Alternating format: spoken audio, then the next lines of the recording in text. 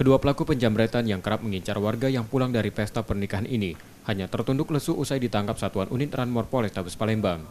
Kedua pelaku yakni Riko 29 tahun dan RAW 16 tahun, warga Kecamatan Ilir Bar 1 Palembang. Identitas pelaku diketahui petugas berdasarkan rekaman CCTV rumah warga di sekitar lokasi kejadian.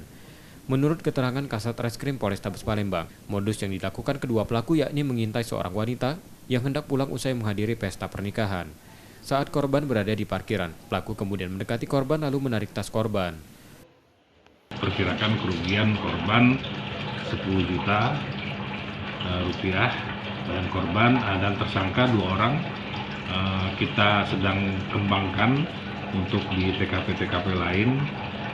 Yang jelas yang ini sudah K1, kita juga sudah ada rekaman CCTV-nya, kendaraan yang digunakan oleh pelaku juga kita sudah sita.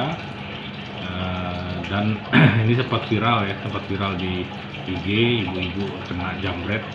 Alhamdulillah kita berhasil amankan. Untuk selanjutnya kita proses.